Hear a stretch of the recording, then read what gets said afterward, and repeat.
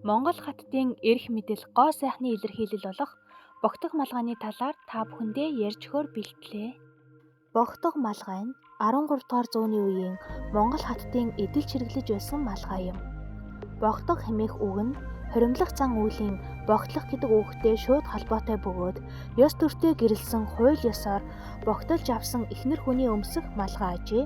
13-аас 14-р зууны үед Монгол нутгаар явсан өрн дорндын элчин жуулчдын тэмдэглэлд тэр үеийн Монгол эхнэр хүний малгайг маш өвөрмөц сонин бөгөөд өөр ард түмэнд огт өмсөж байгаагүй болохыг нь онцолж Европын элч нарын бичснээс үзвэл эрт гарсан эмэгтэйчүүдийн малгайд хоёр зүйлийн өөрчлөлт гарчээ. Нэгдүгээрт барилгын дөрвөлжин орой мэт суйртай болсон. Хоёрдугаарт өвлийн цагт малгай дээрээ үсэн гадар углах болж мөрлүүгээ шүргүүлдэг болжээ.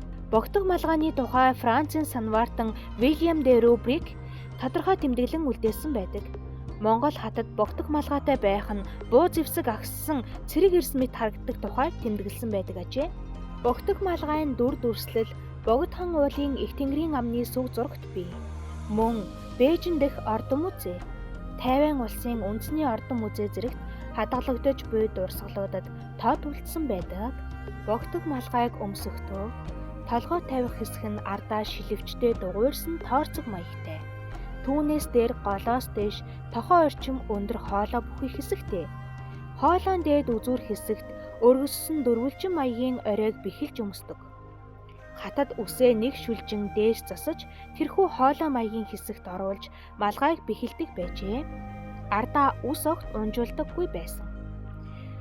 Оройн хэсэгт нь нүх гарган тогос, гургуул, шар шувуу гэх мэт өдийг хатгадаг. Тэдгээр өд нь бас тохоо хэртэй өндөртэй бөгөөд малгайн хоолойн хамт 1 м орчим болдог байжээ. Малгайн арын шилвчин дээлийн зах даран унждаг байна. Богдох малгайг чимэглэхдээ хоолойны нүүрэн талд луу, сувраг, галын дүл мэт дүрсийг сувдаар чимгэлдэг. Чимэглэл нь цэцэг, эрдэнэ, бүрэнцэг, бүгнөвч, хос цог зэрэг нэртэй байв.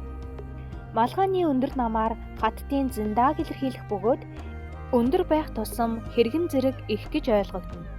Өндөр малгайтай үед тонгоож болохгүй дээр харц ямагт дээшээ чиглэж байсан нь энгийн арттай зэрэгцэх ясгүй гэж үздэг байсантай холбоотой. Малгайн оройд байх дөрвөлжин хэсэг нь Монгол гутлын улны хэлбэртэй байх бөгөөд энэ нь хатан хүн хэдий ихэмсэг их хүн боловч эр хүний нүмер нойлог үргэлж хэрэгтэй гэсэн утгатай ажээ. Малгайг тогтоох зорилттой хажуугийн боолтууд нь битүү совд эрдэнийн чулуу бүхий хээ угалцтай байдаг. Малгайны урд талд духандаа алтан самт хааруулан зүүж, дээд хэсгээр нь нэмгэн алчураар даруулдаг байжээ. Алтан самыг толгойдоо зүүх нь нэг талаар гоёл боловч нөгөө төвүүр ихэмсэг хаттын оюун ухаан шижир алт мэт хувиршгүй байхыг дээгүүр даруулсан нэмгэн алчуур нь Монгол хаттын төлөв даруй байдлыг тус тус илэрхийлдэг байжээ. Бичлэг маань таалагдсан бол лайк дараарай. Бас subscribe битгий мартаарай. За дараагийн бичлэг хүртлээр баяртай.